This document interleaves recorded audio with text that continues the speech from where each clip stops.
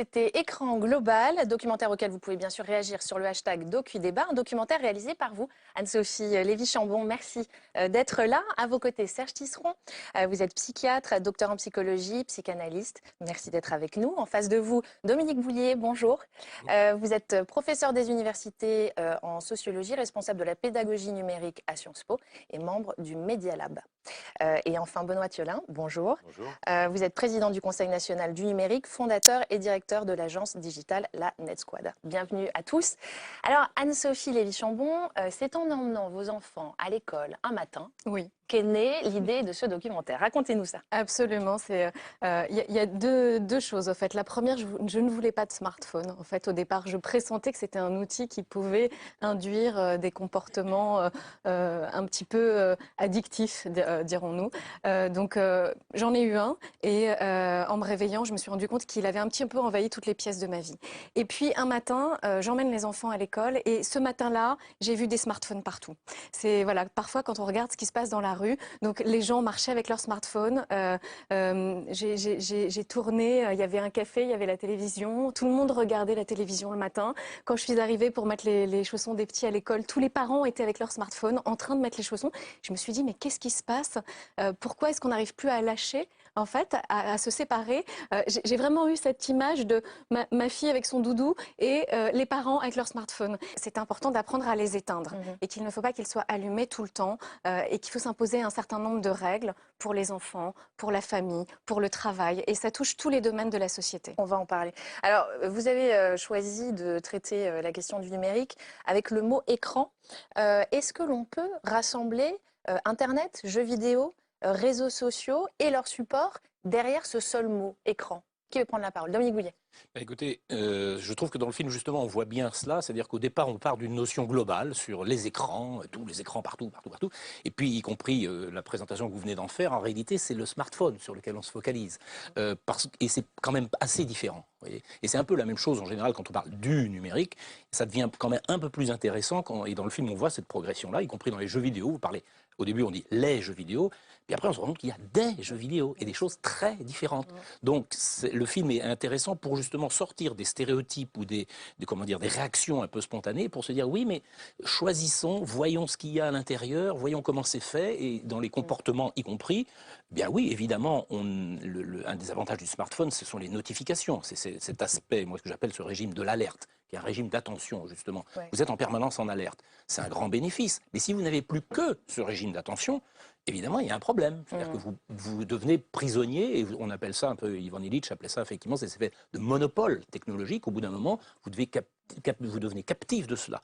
Donc l'intérêt, c'est précisément, et on voit très bien ça dans le film, on voit les choses se complexifier et se dire, oui, mais il y a plusieurs façons de faire, il y a plusieurs...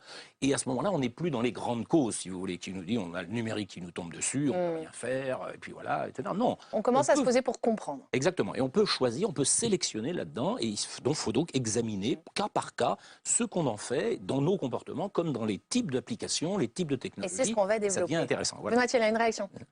Oui, je crois que le mobile, en fait, est devenu une espèce de couteau suisse, en fait, numérique, qui a l'avantage, parce qu'il est tout petit et qu'il est mobile, d'être en permanence avec nous, ce qui, en fait, engendre une transformation absolument majeure dans nos sociétés, enfin, je veux dire, dont on est tout juste au commencement. Pour autant, précisément parce que c'est un couteau suisse, on peut en faire plein de choses extrêmement différentes. Ne serait-ce que ce petit outil lui-même peut être utilisé pour lire, pour répondre, pour acheter, pour cuisiner, mais en lisant une recette de cuisine. Voilà. Et donc la difficulté, effectivement, c'est de savoir justement ne pas se laisser au fond obnubiler par le support lui-même, mais bien de réfléchir derrière, au fond, quels sont les types d'usages qu'on a, et du coup, d'avoir, au fond, un rapport maîtrisé face à tout ça.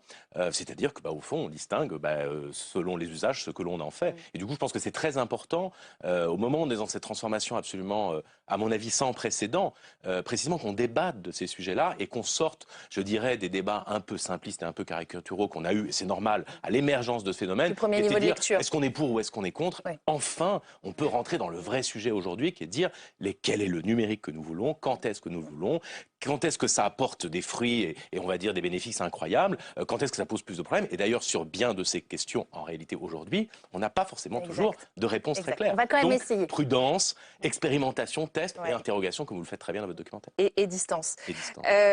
Anne-Sophie, votre questionnement, vous l'avez dit, porte aussi sur le rapport à l'autre, sur le rapport à soi. Serge Tisseron, notre comportement social est-il différent déjà aujourd'hui d'avant l'arrivée du numérique? Oui, alors d'abord, je voulais reprendre les questions que vous avez posées avant, parce qu'on a bien vu qu'il y a plusieurs types d'écrans. Ouais. Il y a beaucoup d'usages possibles. Voilà, il faut apprendre à bien utiliser les écrans.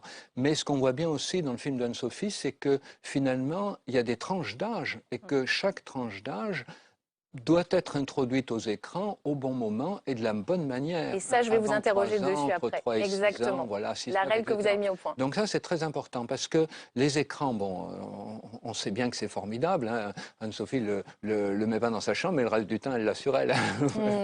Donc, on sait combien c'est important. Mais ce qu'on sait aussi, c'est que pour qu'un enfant puisse bien les utiliser, il ne faut pas qu'il en ait été envahi trop tôt.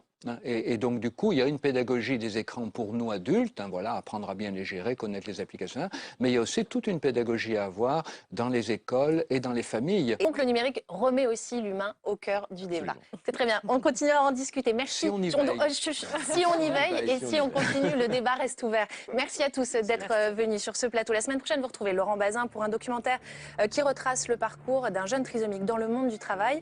Et quant à moi, je vous attends dans 15 jours pour un débat sur la place des femmes dans la religion. À très vite sur Public Sénat.